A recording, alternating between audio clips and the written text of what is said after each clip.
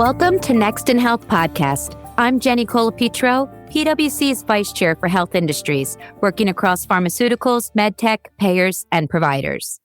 And I'm Igor Belokrinitsky, a principal with PwC Strategy End, where I help leading health organizations with their strategies and operating models. And today we're really excited to welcome Mike Pintek, who's the president of Nuclear and Precision Health Solutions at Cardinal Health. Welcome, Mike. Well, thank you, Jenny and Igor. I really appreciate you having me today. Mike, we're delighted to have you today. And Jenny and I in the past have talked a fair bit about our outlook for this year and beyond for pharma and life sciences, focusing in particular on the coming innovations and new modalities and the promise that technologies such as personalized medicine and radiotherapy hold for us. So that's why we're excited to have you to tell us what's happening on the front lines of these innovations. So welcome to the podcast. And I wonder if you would start by just introducing yourself. Tell us about your career path and how you ended up in the role that you're in today. Yeah, it's a really exciting time to be in nuclear medicine, especially with the impact that it's having on real patients today and the future it holds for tomorrow, Igor. I'm privileged to lead Nuclear and Precision Health Solutions at Cardinal Health as their president. Just a little bit of background. I also serve on the board of directors for the Cardinal Health Foundation, the Council on Radionuclides and Radiopharmaceuticals, and as an advisory board member for the Society of Nuclear Medicine and Molecular Imaging for their Value Initiative Industry Alliance. And especially in those key industry groups, we work to address challenges such as around reimbursement, guideline updates and changes, supply chain challenges, and patient education and advocacy to help advance the benefit for patients moving forward. Prior to Cardinal Health, I do have broad healthcare experience and leadership experience.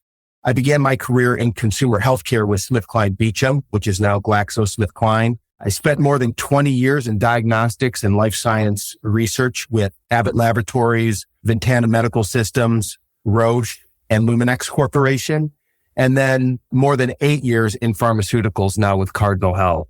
I've always been driven for results and having a positive, lasting impact on people's lives, and that is why I've always been passionate about healthcare and serving others as a leader. And I've been blessed to work for some of the most influential and impactful leaders in the broader healthcare industry during my career, and really taking those experiences, learning from both success and failure to find my true north in terms of the leader I aspire to be, which is one of high integrity, mission-driven, accountable, inclusive, and authentic for the teams that I lead and the impact that we have on real patients and people. So that's just a little bit about my background and how I came to be president at Cardinal Health. Thanks, Mike. Appreciate you sharing a prestigious career and background. For our listeners, we want to drill down into the topic of nuclear medicine. So perhaps you can just share a little bit. What is nuclear medicine and what role does Cardinal Health play in this space?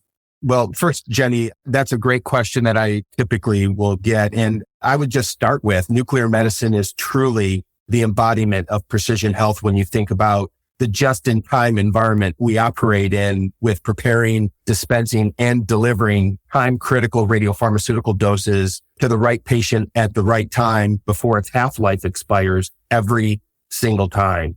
Just to put how we fit within Cardinal more perspective, Cardinal Health more broadly distributes pharmaceuticals, manufactures and distributes medical and lab products, and also provides performance and data solution to healthcare providers.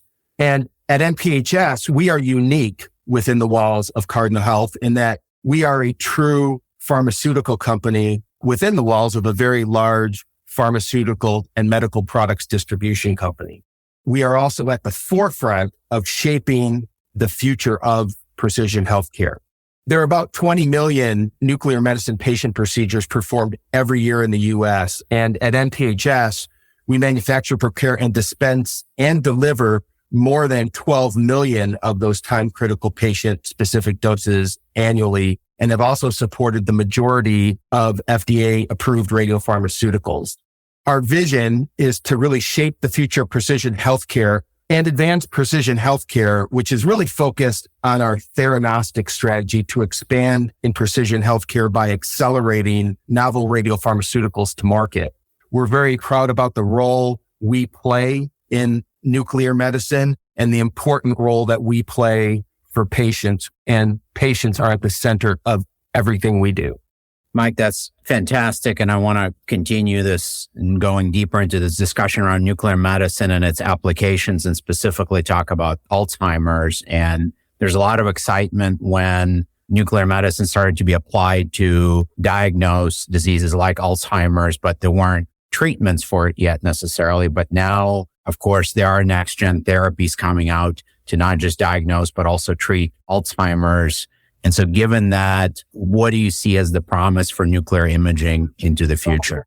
Well, this is an important and evolving area of medicine with a strong and broad social momentum. In fact, I would venture to say that everyone has been directly or indirectly impacted by this dreadful disease. While a definitive diagnosis for Alzheimer's disease is still only possible by autopsy following a patient's death, new diagnostic criteria for Alzheimer's association emphasize the importance of biomarkers such as molecular neuroimaging. And many scientists believe that changes in the brain associated with Alzheimer's begin 10 to 20 years before the signs or symptoms of a disease even appear. And nuclear imaging provides detailed pictures of what's happening inside the body at the molecular and cellular level, and really offer a unique opportunity to visualize each of the characteristic features of Alzheimer's. Researchers today are exploring the use of radiodiagnostics to not only help diagnose Alzheimer's disease early in the disease process and progression, they're also looking at ways to differentiate Alzheimer's disease from other types of dementia. They're looking at ways they can use radiodiagnostics to monitor the progression of the disease and determine the effectiveness of new therapies and the impact that those new therapies are having along with that progression. And to gain a better understanding of Alzheimer's disease, including its causes and progression. All of this will help to provide better insights into the diagnosis of Alzheimer's disease and new treatment therapies going forward. Now, we see the promise and potential of new therapeutics to enhance the treatment of Alzheimer's disease and remain fully committed to supporting this area of medical innovation through our comprehensive radiopharmacy network. Today, we're supporting this effort as PET diagnostics are used in clinical trial settings for novel therapeutics in development in this area, and our PET manufacturing centers and radiopharmacies support that effort today. Moving forward, we're going to continue to monitor the progress of Alzheimer's therapeutic pipeline, and we're investing in our own PET manufacturing network to support the adoption of new transformational patient treatments. So again, this is a very important area for us. It's an evolving area and one that we continue to stay very close to. Thank you, Mike. That's great to hear about the advances that you're making in terms of this transformational treatment and just better helping to diagnose and progress the treatments on Alzheimer's. Like you said, I think we've all been impacted by that. The other area that many of us have felt the impact of is cancer. And I know another development that we've seen is the additional investment by pharma in radiotherapeutic treatments for conditions like cancer. And I know radiation to treat cancer has been an accepted standard for care for a long time. But Mike, what are you seeing that's different in the pipeline? Yeah, Jenny, let me start by just saying that nuclear medicine, to what you alluded to, is experiencing a growth cycle, and that's being driven by innovation in theranostics, which I think gets to your opening comments in the growth in this area. Just a moment on theranostics to give the audience maybe a little bit of background on this. Theranostics includes both a diagnostic and a therapeutic used together to treat a very specific need, tailored for each individual patient down to the cellular level. And so to put this in perspective, take, for example, a prostate cancer patient. Theranostics allows the clinician to more precisely target and effectively treat for a better outcome. In some cases, a curative outcome. In other cases, a more meaningful improvement in the standard of living or extension of life. Now, we at Cardinal Health, Nuclear and Precision Health Solutions, have made a multi-million-dollar investment in our Center for Theranostics Advancement in Indianapolis, Indiana. And we're working together with companies at this facility today And in doing so, we're going to be able to play a vital role in sustainably advancing cancer treatment for patients around the world. Again, I would just say it's truly an exciting time to be in this industry with such an opportunity to positively impact patient lives. It's what really gets our entire team out of bed in the morning. Very cool. And Mike, we've been talking about the medicine part of nuclear medicine. Let's talk a little bit about the nuclear part of nuclear medicine. And you need radioactive materials for these therapies. They decay.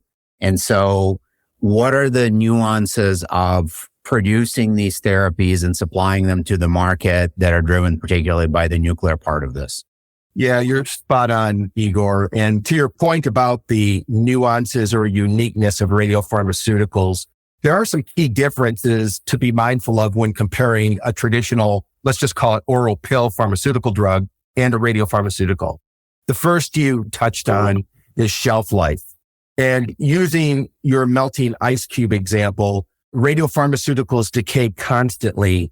That can be within hours or days, just like a melting ice cube. And we operate in a true just-in-time environment because of that. The second area is our regulatory landscape. We operate in a much more complex regulatory landscape. Not only are we governed by the FDA and U.S. Pharmacopeia, we're also governed by state boards of pharmacy, and each of those state boards of pharmacy can have slightly different regulations, which can vary state by state.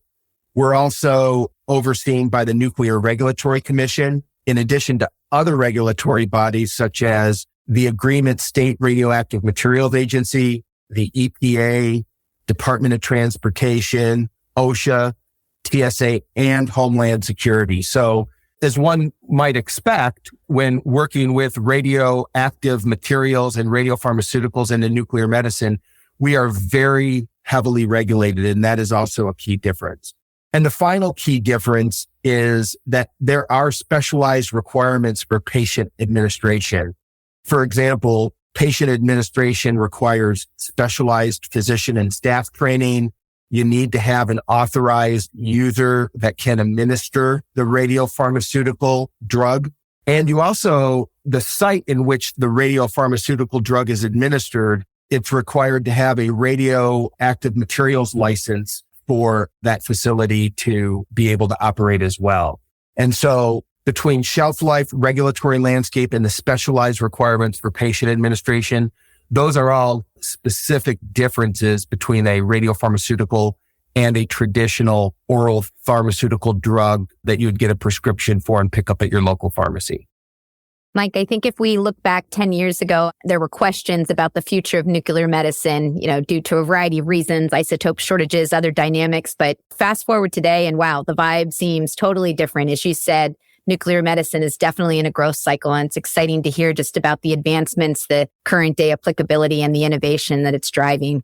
Mike, as we wrap this up, can you leave our listeners with what makes you the most excited about the future of nuclear medicine? Yeah, well, I would start with the fact that this is, again, a really exciting time for nuclear medicine and the impact that it's having on real patient lives today and what's coming forward. Innovations are changing the nuclear health industry almost every day. In some cases, again, nuclear medicine has the ability to treat diseases that were once considered not treatable, significantly improving the lives of patients.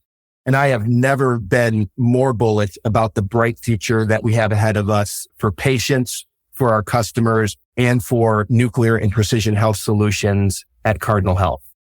Well, Mike, thanks so much for that burst of passion and enthusiasm and optimism about the future of health. We're all about what's next in health here on the podcast. And this is a fantastic glimpse into the future that you're building today with your team already. So thanks for joining us on the podcast today. Well, thank you, Igor and Jenny, for having me. It's been a pleasure. For more on these topics and other health industry insights driven by policy, innovation, and care delivery changes, please subscribe to our podcast and be sure to listen to prior episodes as well. Until next time, this has been Next in Health.